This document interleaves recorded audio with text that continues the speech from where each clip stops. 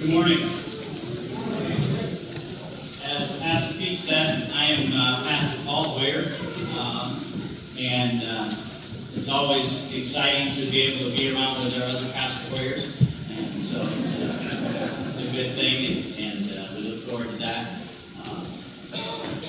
I want to first of all tell you that I do own a robe, and so I do have that. But Pastor Pete was good enough to say, since we were driving up from Florida and we've been on vacation for a week, that I didn't have to pack my robe in the suitcase and fold it up and keep it for a week and then try to iron it out and all that. So I just wore my suit, so pardon me for that this morning. And very good to be able to be here with you. Very exciting for us. We just spent the last 2 days at St. Paul's College. My wife and I graduated from there in 1974. Actually, Gail Balke, who's a member here, was at school with us when we were there. She was a year younger than we are. She said I had to say that. She was a year younger than I was.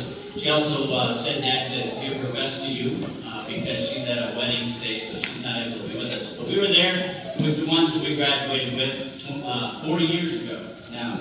And it causes you to remember all kinds of things. One of the things that I remembered while we were up there was that the car that I drove while I was here at the college was a 1956 Studebaker.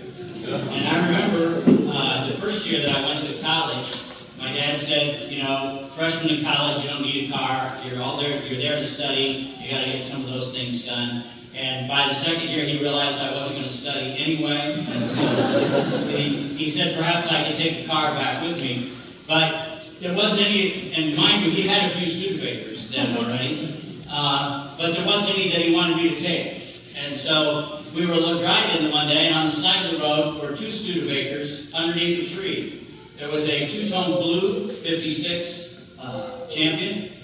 Right next to it, two-tone pink. And only Studebaker could do two-tone pink and make it look really good. The two of them were exactly the same, and they sat right there under the tree. And so we stopped, and Dad went to talk to the farmer whose house it was. And by the time Dad got done, he bought the two of those Studebakers for $35. Oh. And then he asked the farmer if we could borrow his tractor with the front end loader on it, so that we could get the cars out of there. The one car had an engine that was no good. The other car, the interior and the body was terrible, but the engine was good. So the man had saved both of these. So it was a Saturday morning, and we came out there, and this was one of the few times that my brother Steve, who's a year younger than me, I remember doing car work with him because he came along. And there was the three of us and the front end loader on that tractor, and we drove out there. It was about 10 o'clock on Saturday morning.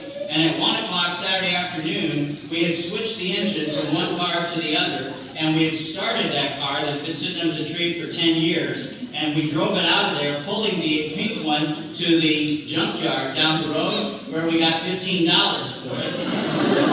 So I went to school with a car that cost about $25 that we drove for, and I drove that car for 4 years. And then some of my sisters and brothers drove that car as well. Lisa got to have it. But all of those memories come back to you, you know, when you begin to think about things that have happened and things that are there. And one of the other memories, and I'm going to push this just a little bit to the side because I'm short and I want to make sure I can see you all. One of the other memories that I have was how I came to be a pastor in the first place. I grew up in this family with my dad as the pastor, and when I was little, just like I think all of us do, we wanted to be whatever our dad was. If our dad was a fireman, we were going to grow up to be a fireman. If our dad was an engineer, we were going to grow up to be an engineer. And my dad was a pastor, so I was going to grow up and be a pastor.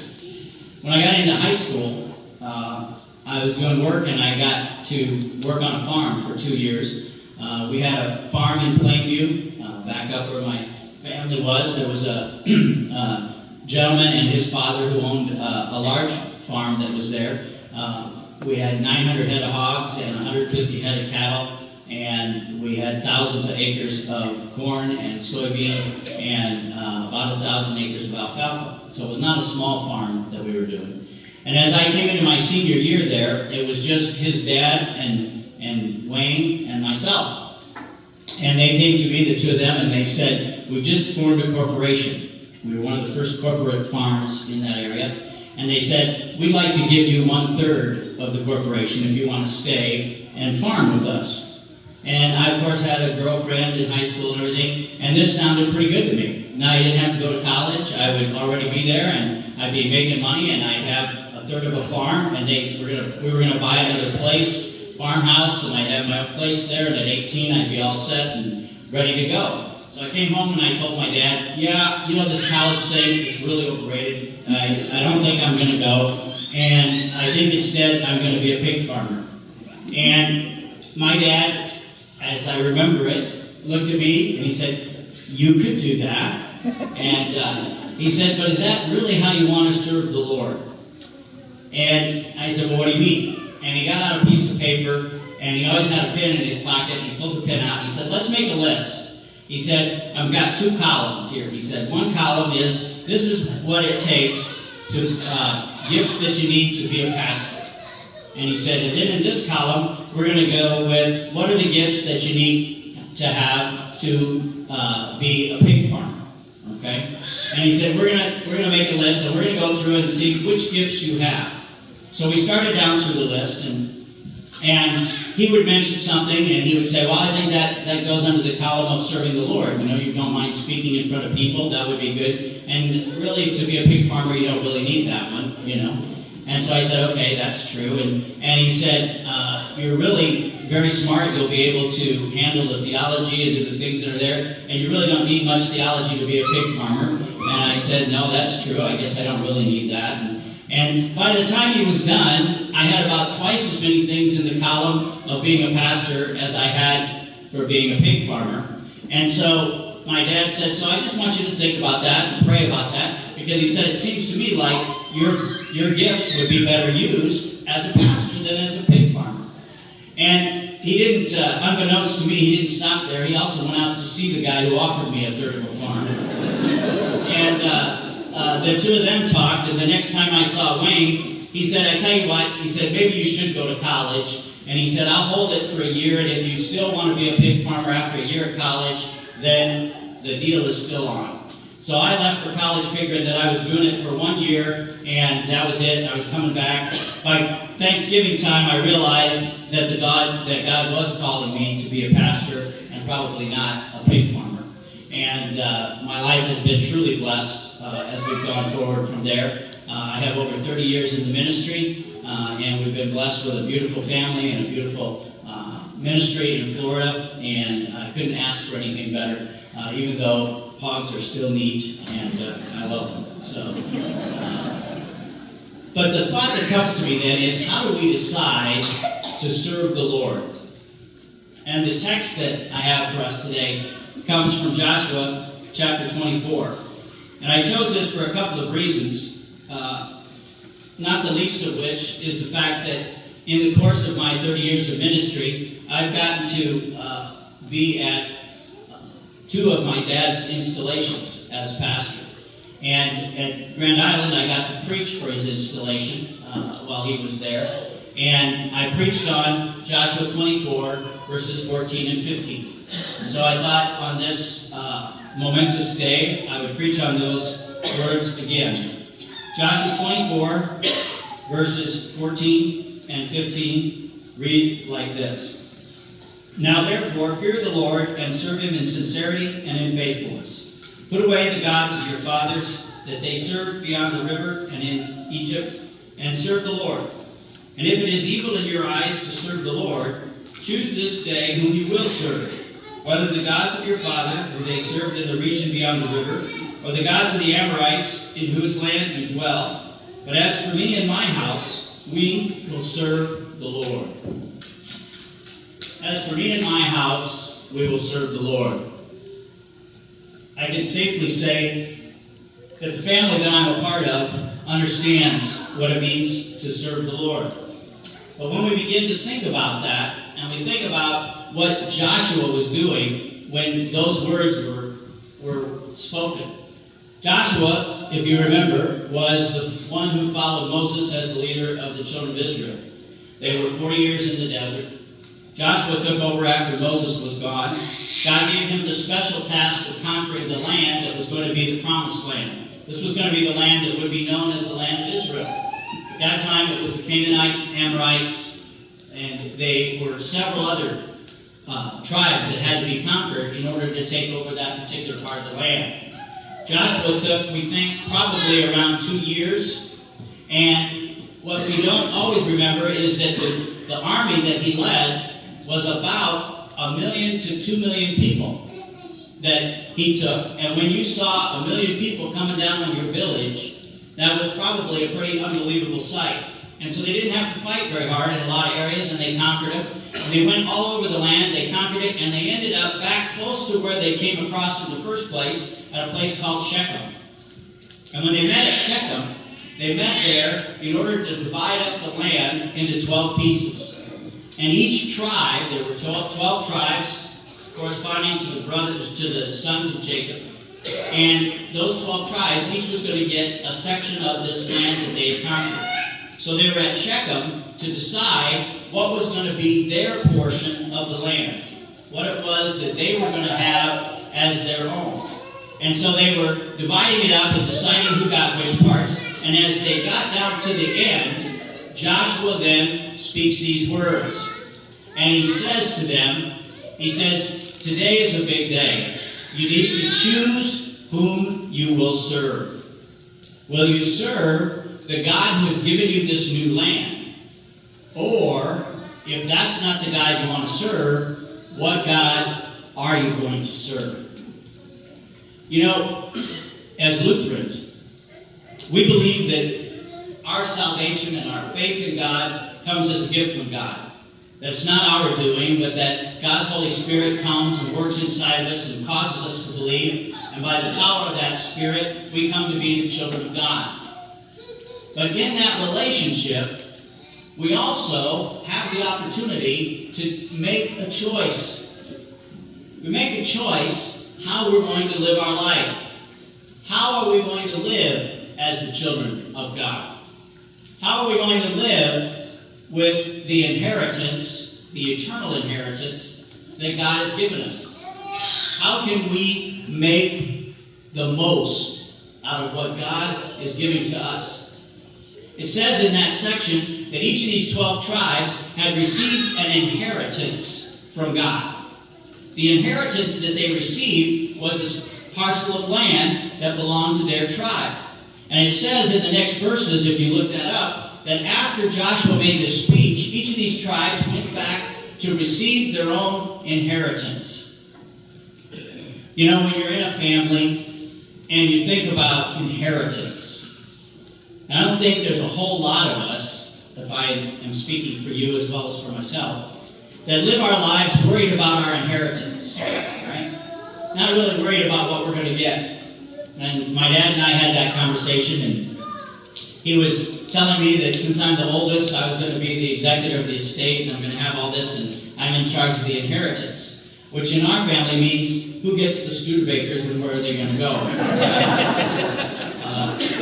I have a piece of paper at home that details where everyone is and all of those kind of things. And I said to Dad, I said, wouldn't it be easier if we just gathered all those in one place and had a sale here while you're still around and got rid of all those cars?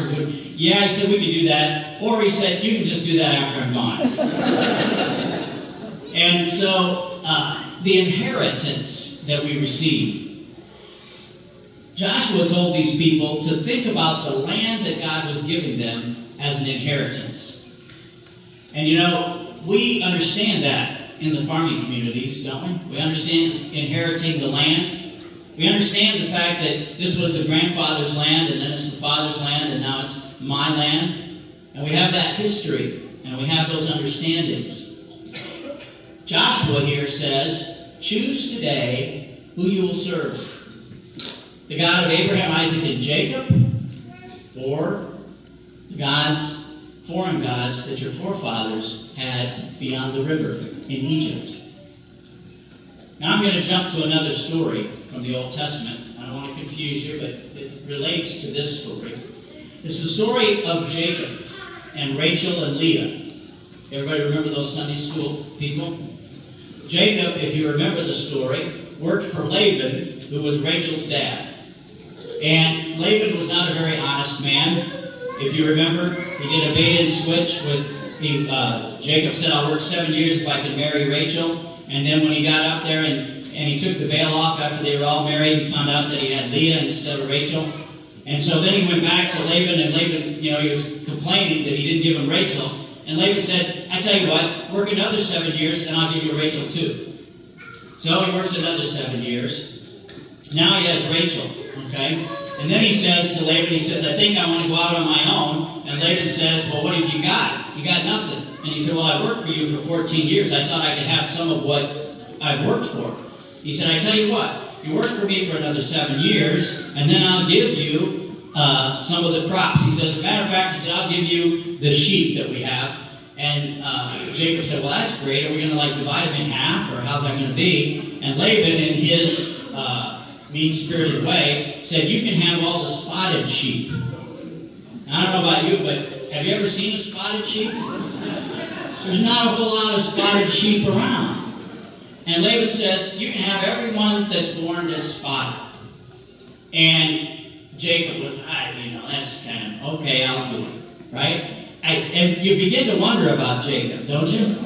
He's not a very good deal maker, Jacob isn't. But the Lord took care of Jacob, and suddenly all sorts of spotted sheep were being born, until Jacob actually had more sheep than Laban did. And Jacob came to the point of saying, I have enough. I'm now going to leave. I'm going to go back toward my brother. And when he got ready to leave, one thing that Jacob had learned is don't talk to Laban. Okay? Because he said, he's going to do something to make me stay here. So they kind of left in the middle of the night. They didn't tell Laban they were leaving. They just took off and they went and they started out. Well, he'd been gone for a day or two, and Laban realizes that Jacob is gone. He's taken all the spotted sheep. He's taken Rachel and Leah, his two daughters. He's also taken all of his grandkids. And so they've all taken off. So Laban comes after him, looking to find him. He's going to convince Jacob that he needs to come back home again. The other thing it says in that story, when Laban gets with Jacob, he said, if you were going to go and start fresh and start your own thing, why did you take my gods with you? And the way that the story goes in there, Jacob says, I didn't take anything that was yours. I only took what was mine. He didn't realize that Rachel had taken her father Laban's gods, and that she had stowed them away and stolen them as they left. And so the way the story goes, then Jacob said, you can have that, and he said, whoever has taken those, I swear they'll be killed, because I did not mean to take anything that was yours. And so Laban looks through all the tents. He looks in everybody's tent. And it says that Rachel was sitting on her camel's saddle, and she had the gods underneath the saddle. And she told him, Laban told Laban, I can't get up because, it's not a good time for me this month, and I just can't stand up while you're here, so I'm going to stay sitting on the saddle. And he didn't realize that the gods were right there, so he couldn't find them. Now the story, or the thing that runs through our heads as Christian people is, what was Jacob and Rachel and Leah, and Laban for that matter, what were they doing with foreign gods? What were they doing with idols? And if we do the research in the Old Testament, we find that the family gods, and they had family gods, things that were there, these heirlooms or these family gods became their claim to the inheritance. And so when Rachel was leaving, she said, we're going here with Jacob, but I know Jacob, and it may be that we don't do so well when we leave. So I'm taking Dad's gods so that if everything goes bad, I can always come back and take the inheritance that's here at home. So she was kind of like keeping one foot back home as they began to leave. She's hanging on to these things that marked for her inheritance. Now, fast forward to Joshua. Joshua has all the people in front of him. They've just gotten all their land parceled out. He says, this is now your inheritance. And he says, so choose today who you're going to serve. The God who just gave you this new inheritance of land, or the foreign gods that you have with you.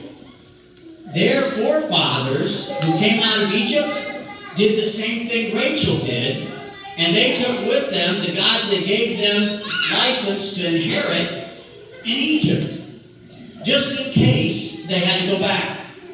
So as they are sitting here in this new land, Joshua says, put away the foreign gods.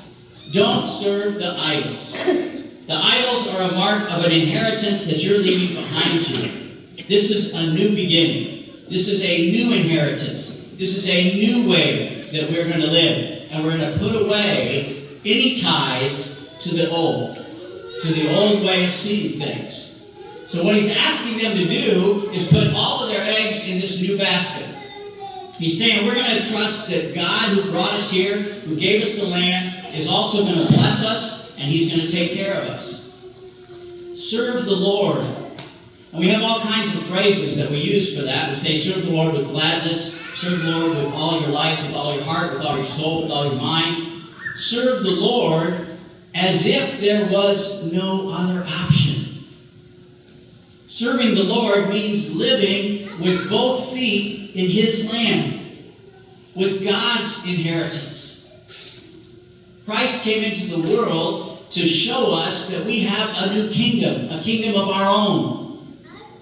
And he comes to us by the power of the Spirit and says, I'm going to give you this kingdom, the kingdom of God, the family of God, and this is your inheritance. And you and I are living in the land. We are living the promise. We are living in the relationship with God that he created for us. And we're living there knowing that we have an eternal inheritance. That the kingdom we live in starts here and goes to eternity. And we have that inheritance to look forward to. In the meantime, we live in that land. We have already, and we know already, the inheritance that God is going to give us as his children, living in his family, being a part of what he is. And so then the words of Joshua come to you and they come to me, and they say, now that you see what God is going to give you, now that you see the inheritance that's yours, choose today who you will serve. Will you serve the God who has this new inheritance? Or are you going to look at the foreign gods? Now, you and I don't have little family gods that we keep around that mark the inheritance. But we have other things, don't we? We have things we'd like to hang on to that kind of mark our inheritance. Our inheritance being, if it's not the kingdom of God, it's the kingdom of this world. Are we going to inherit the kingdom of this world, or are we going to inherit the kingdom of God? And so, you and I have a tendency to want to hang on to that inheritance in the world, just in case. Right? Just in case something goes wrong in the new land, in the new world, we've got this old one to step back into. But Joshua's point is that you cannot serve both of these gods. You either serve the God of the new land, the God of promise, who gives you the kingdom of God that lasts for eternity, or you serve the God of the kingdom of this world. And you don't get to serve both. You can't keep one foot in each world. You can't serve both. You have to choose. And that's what comes down to you and me. And so we choose who we're going to serve. For me, over 40 years ago, my dad made 2 columns on the page. And he said, choose today who you're going to serve. What are you going to do with what God has given you? And today, as we celebrate my mom and dad and the things that they brought to this congregation and the things that they brought to other congregations where they were, and for us as a family, we celebrate the inheritance that he's given our family. You know, I'm the oldest of 5, as I mentioned before, and I quite often tell people, you know, they say, you're the oldest of 5, well, are you the only pastor in the family? And I said, yeah, I was the oldest, and once I went, the rest of them got real jobs. Okay, so but Dad, when I was growing up, I realized this quite a while ago, he never really talked to me about keeping up the line of warriors. I am the 4th generation of Lutheran Church Missouri Synod pastor, and I have heard my dad talk about that a lot, but I didn't hear it that much before I became a pastor. He wasn't saying, this is your inheritance, this is what you need to have. But as I have lived my life, and as I have lived as a pastor for 30 years, I realize that I have an inheritance, a generational blessing, to be able to be a Lutheran pastor. That this is something I received, something that was given to me by those who went before me and made my life different because of this generational blessing that's mine. I have received that inheritance. You have received an inheritance as well. But the inheritance that we all have is not that generational inheritance that we receive, whether it's land or occupation or anything else that you got from those who went, ancestors that went before you. We have received the generational blessing that Joshua talked about. Who choose today whom you will serve. From Joshua all the way to you and me, the generations have served the Lord. The generations have lived in that kingdom, the kingdom of God, established in this world that goes for eternity. And we have received that generational blessing. We have received the inheritance of the sons of God, and it's ours. And we have it already, and we look forward to living it all the way into eternity.